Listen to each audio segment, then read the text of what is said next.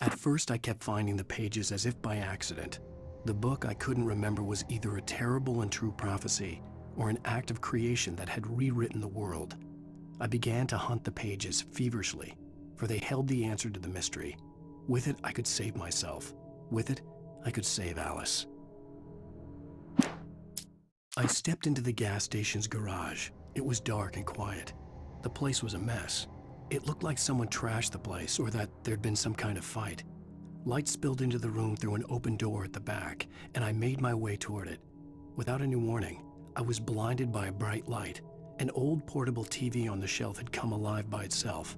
Impossibly, I could see myself on the screen, talking like a madman.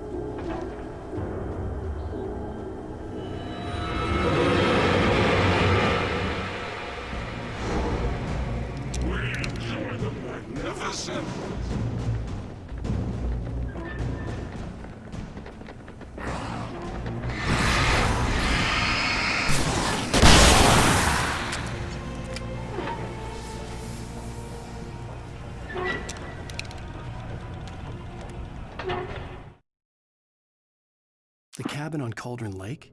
She asked. The sheriff looked at me suspiciously. The early morning light flooded through the office windows. I would probably never have gotten out of the woods alive without her help, but I couldn't tell her the truth of what I'd faced the previous night. She'd think I was lying or crazy. She'd lock me up, and she wouldn't help me find Alice.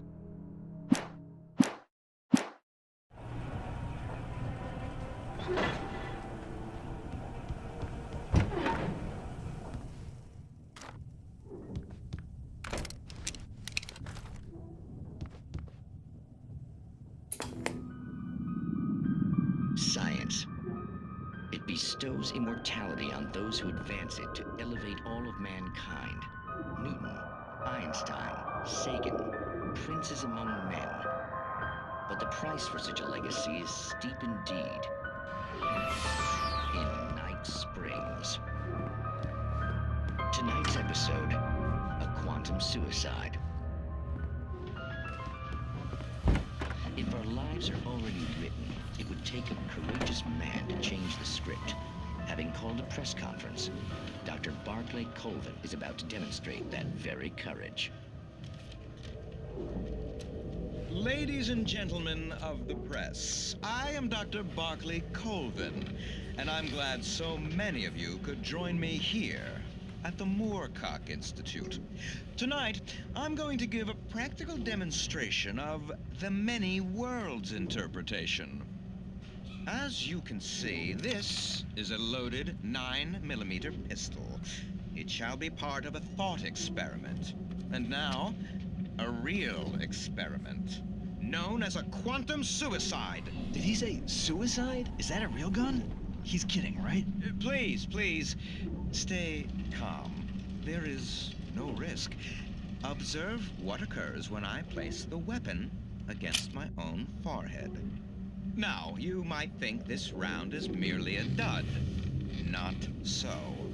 Observe the flower pot. And yet, I myself cannot be harmed with this gun. With each pull of the trigger, two new realities branch off. One in which the weapon didn't fire, and one where it did. With my machine here, I have ensured that this reality is always the former. I have bestowed upon myself quantum immortality. Under no circumstances can this gun kill me. So wait.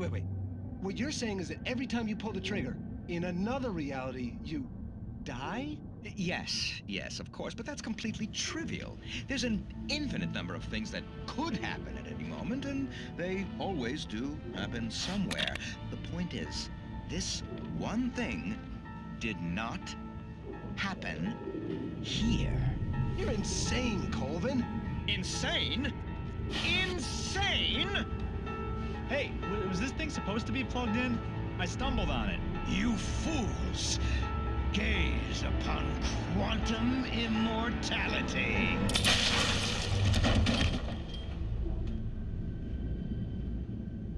Poor Dr. Colvin, felled by his own hubris or the ignorance of the masses. Perhaps he should have left the crate unopened, the decaying atom unobserved. Curiosity often kills the cat. In Night Springs.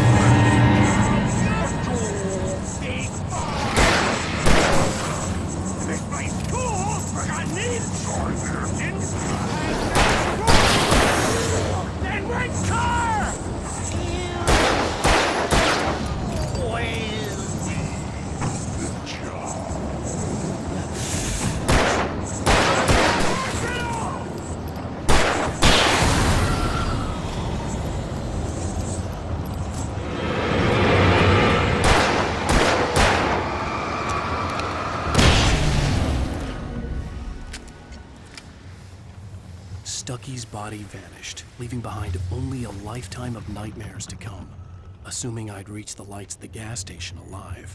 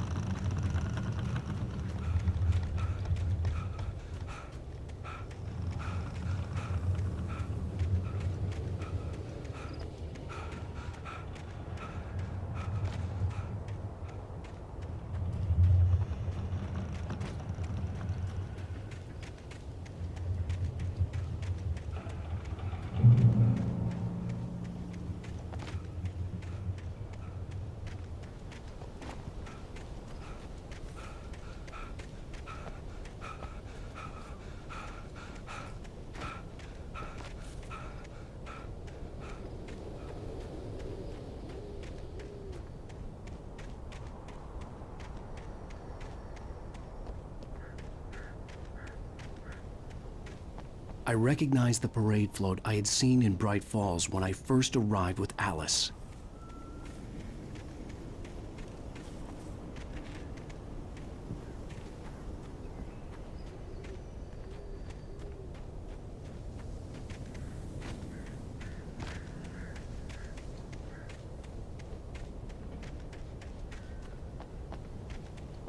After the insanity I had just experienced in the darkness, the lights of the gas station felt comforting. At least for a moment, the sane world reasserted itself.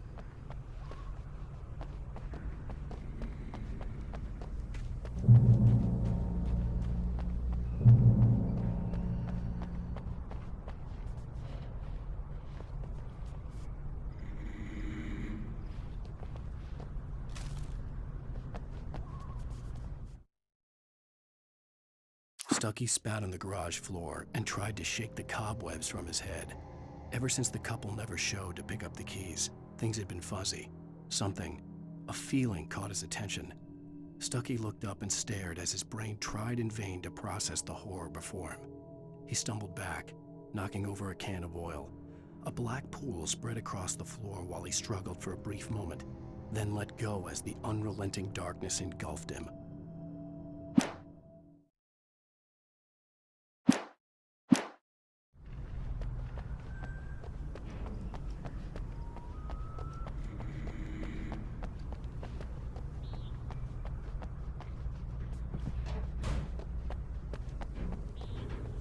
The garage was a mess. It looked like someone had trashed the place, or that there'd been some kind of fight.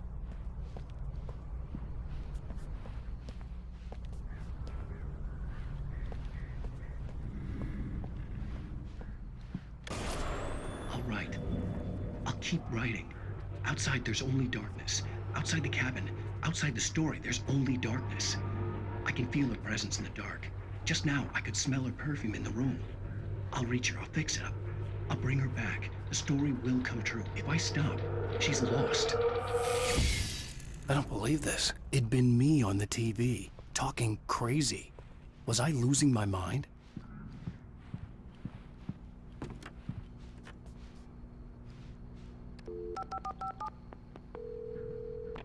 Bright Falls Sheriff Station.